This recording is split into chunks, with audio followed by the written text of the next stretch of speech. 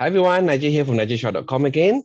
So today I want to share with you a video on 6 skills for successful startup founders, how to maximize your startup to increase the chances of success, profits, sustainability, right?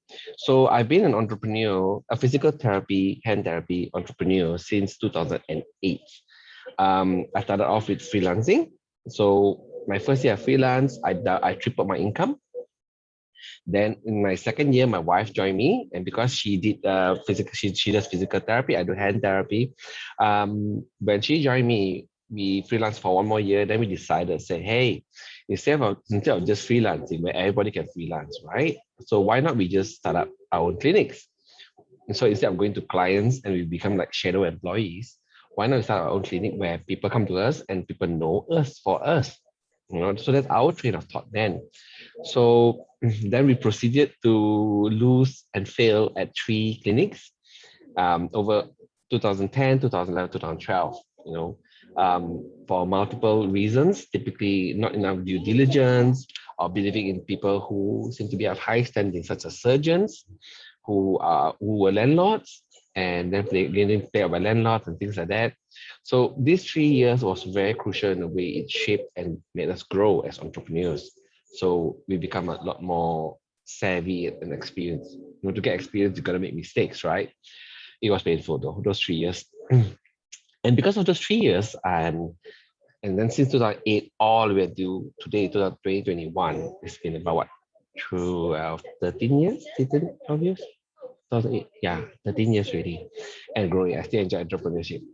I find that these are the 6 skills that you need to really build and grow your startup to be successful, to survive, and to be successful. Truth to be told, you can't have all of the 6 skills mastered. Okay, you probably can master at most 1, 2, 3, because it takes about a whole lifetime to master 3, of these pillars. Most of the time, you probably be doing really well or master 2 of these pillars, and the other 4, you probably have to outsource. You have to probably have to delegate. You have to recruit, or find team members of other founders who can help you with that aspect of it. Like for me, I'm better with sales and marketing, and I'm much better with leadership and management. So those are my strengths, followed by the systems and processes. Okay, so let's dive into it. So number one, having a technical core skill will be very important. Okay, technical skill is the core or the skill that you can deliver that clients want. This technical core skill will be the one that generate revenue for you. It can be like me, my core skill then was hand therapy. I can help anyone with hand, finger, elbow problems to decrease pain, increase range of motion, things like that. So people are willing to pay me money for it on a consistent basis.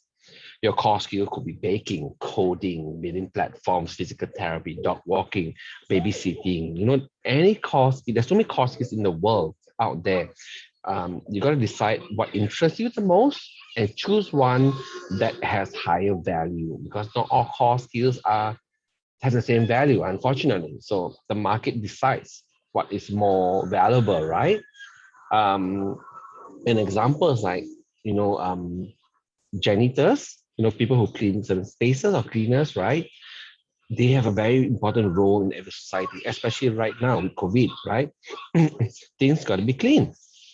But because the barrier for entry is low for janitorial cleaner work, and anybody can do it. So while the demand is high, the supply is very high also. And because of that, right, the value drops significantly. However, the skill of, let's say, being an orthopedic surgeon, not everybody can afford or has the ability to learn that and to go through, the usual, the main medical degree first and specialize. That's why it's higher value, it's a higher tier. Same thing for coding, it's much more complex. So different skills have different values. So choose one that interests you, and ideally choose one that has higher value as well. And then There's only two ways, right, to learn your technical skills. Most of the time right now is you go to school. You go to coding school, you go to therapy school, you go to maths, medicine school, you go to finance school. That's for the skills that can be taught in schools. There are some skills that cannot be taught in schools. And for that, you may have to be an apprentice. For example, the self-taught master baker, the who bakes really crazy cool stuff, but it's self-taught. You probably have to apprentice there, or a person who does their own coffee from scratch. You may have to apprentice with them. So there's two paths to learn a technical core skill, right? Number two is a skill where you can build, refine the product and the process. So a product is a product, can be a physical product like this. Okay, it can be also a digital product like platform, like Amazon. It can also be clinic space, a physical space. It can be a barber shop, it can be a restaurant, it can be a clinic, right? So the hard product is the hard thing that you interact with. An example would be my physical therapy, hand therapy clinic is a hard space. It has walls, it has doors, it has tables, it has chairs. You can interact with and touch the hard products.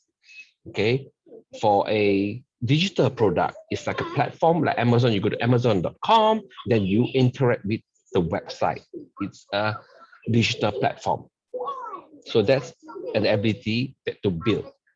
And the system processes are the software that keeps the product running. So I give you an example about my hand therapy, physiotherapy clinic. So it's easy to build the clinic, right? But it's the processes that maintain and lifts up the clinic. For example, the sales and marketing process enables or brings in more and more new patients every day.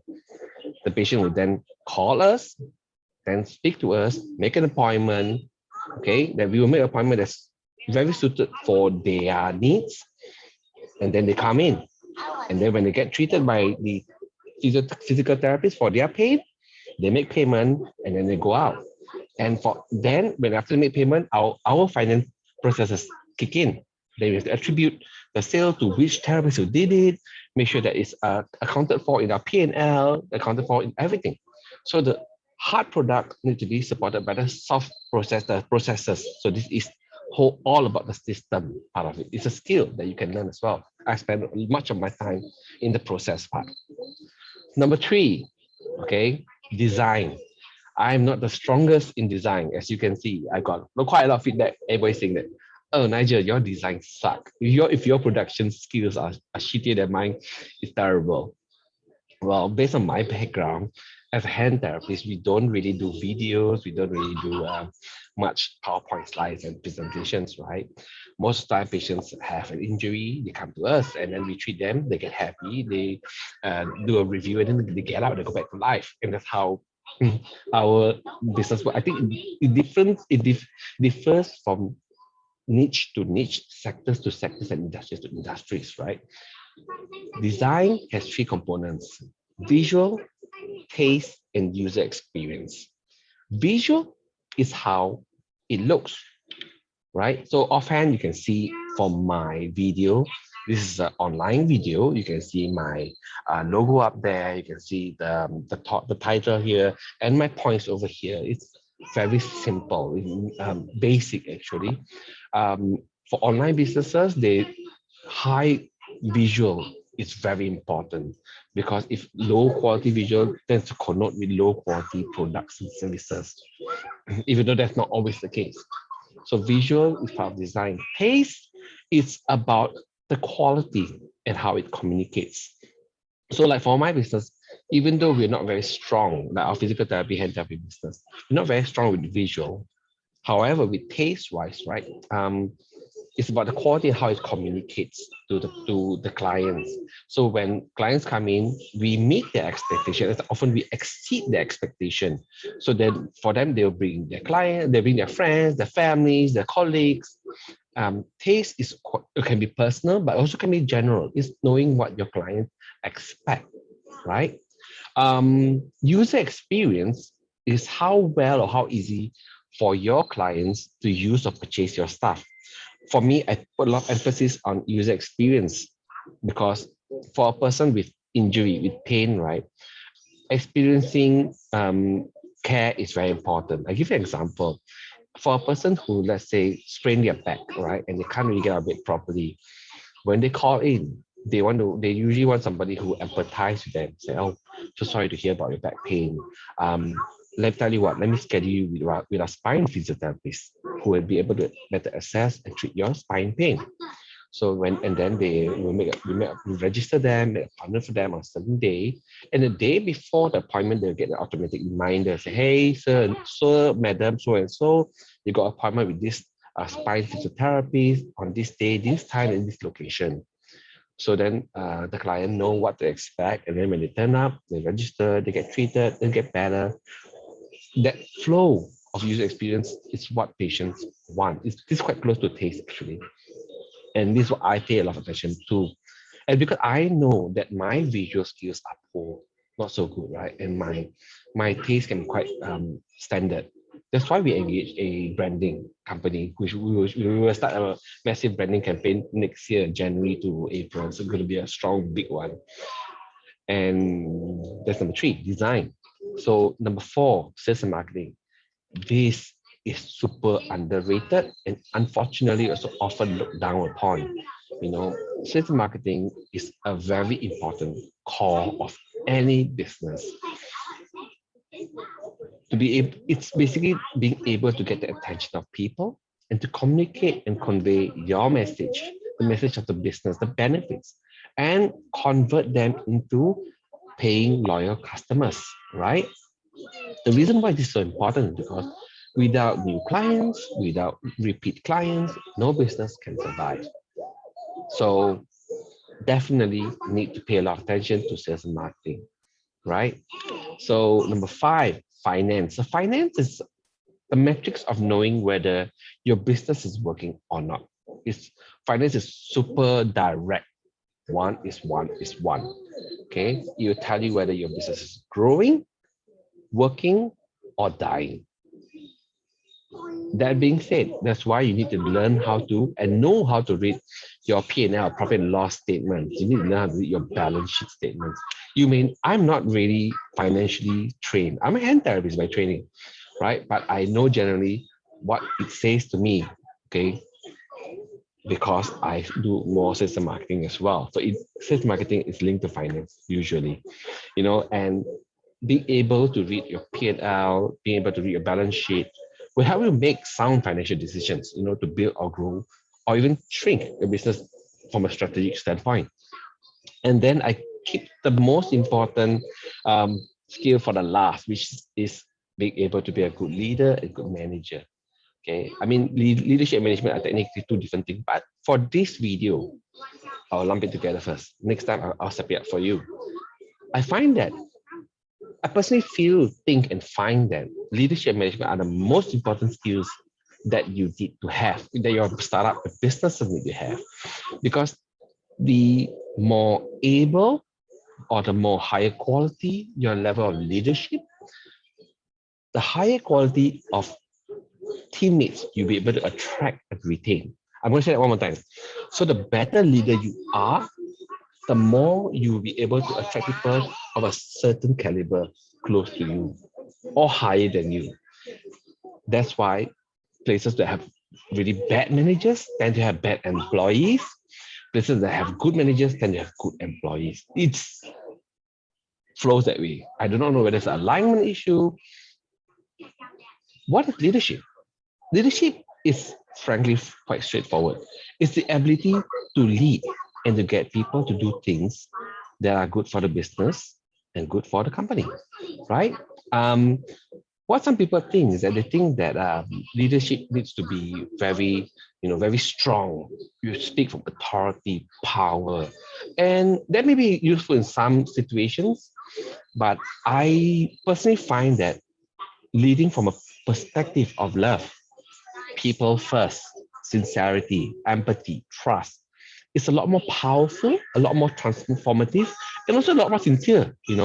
I prefer to build trust with people and then be able to have conversations be it easy conversations or hard conversations in a constructive manner that is impactful and direct. It's very simple, right? I give you an example of what I would say. Okay, guys, let's not do this process anymore because this process is not useful, it's detrimental. Stop that. Let's do this process. This process is doing really well. Let's do that. And that's really what it is. It's just very straightforward. And sometimes you have to repeat it again and again and again and again because sometimes people forget, because it's training as well, you know. You have to remind them, you have to teach them, you have to train them, you have to guide them, right? And being a good leader is one of the core things that will change your business. Truly. My take on how to learn leadership. There are courses on leadership, there are courses on management, there's out there in schools, it's everywhere, online, offline. But the thing that most of them they teach you the theory part of it, and then they squeeze you through some projects, and then it's done, which is not bad. It's not bad to start. But if you want to start learning leadership from early, right? What you can do is that you start to take on projects that require coordination with multiple people. You know, ideally that project that you take on with multiple people that requires multiple coordination, communication, it should have a number component part of it as well. For example, let's say you take a project that is 3 months to increase sales from 100,000 to 200,000. So you have 12 weeks to increase, to double sales, right? So let's say you got 5 people, then you get 5 people together to discuss and brainstorm. The week by week, you got 12 weeks, week by week tasks to do to double or increase or double sales. And then you do it on a daily basis. Do this often enough, by the time you hit the 50th, 100th project like this, it becomes more natural to you. And then you got, in the beginning, maybe you can do it one team member, then you can do 2 team members, then 5, then 10, then 50, then 100. You grow from the base and slowly grow upwards. Okay, so these are the 6 skills I feel and think that it's very important for all startups to be successful. But then let me say, it's not just for startups, you know, it's really for any medium enterprise or even large enterprise. You you need to have to be technically sound. You need to know how to build your business system as a whole. Design, user experience, you know, taste is very important. Sales and marketing is a non-negotiable. You got to do it all the time. It is a non-negotiable. Finance, you got financing to be solid, the back end will be sound. So then you can make sound financial decisions for growth. And lastly, leadership is an ongoing thing, it's an all-encompassing thing. It's also, again, a super requirement. Like like I said in the beginning of this video, is you can only at most master 2, 3 of these 6 skills because it takes a whole lifetime, you know, or 2 lifetimes to really master them in depth for all 6. It's impossible. It's humanly impossible. Like for me, what I really pay attention on, if you hear how I speak, I pay a lot of attention into leadership. Leadership is my top focus. Culture, leadership, decision making, how we train, how we retain, you know, that's my number 1. My number 2 will be sales and marketing. Okay, I'm proficient with sales and marketing. I will probably be hiring more people to help me do more sales marketing later, but this is what I also focus on. Number 3 that I focus on is the system as a whole, the product as a whole, the business as a whole. So I look at, in terms of priority for me, I look at number 6, which is all in, number 4, and number 2. That's what I do. I have a CFO right now to handle my finance and all finance legal matters. Design, we're outsourcing it because as clinicians, we're not very good with design sometimes. And for technical, I have a group. I only hire and engage the highest caliber therapists to work with me. They need to have experience, they need to have passion. So that becomes a baseline expertise. And that's how I do things. Does it mean if you have all 6 skills, your business, the startup will be successful? Maybe, maybe not. Does it mean you have one, you'll be very unsuccessful? Maybe, maybe not. I really don't know. But this is what has worked for me. I focus on number 6, number 4, number 2 a lot. Number 1 is a given. So technically it's 1, 2, 4, 6 for me. I don't know what it is for you. You have to choose 2 of the skills that most appealing to you and run with it, right? So that's all I have for you, the 6 skills for successful startup founders today, how to maximize your startup, applicable for small, medium, and even large enterprises. So if you like this video, click the like button, click the subscribe button, comment. Let me know what you think. Let me know what more you let me share more on. All right. So that's all I have for you today. Take care. See you. Bye.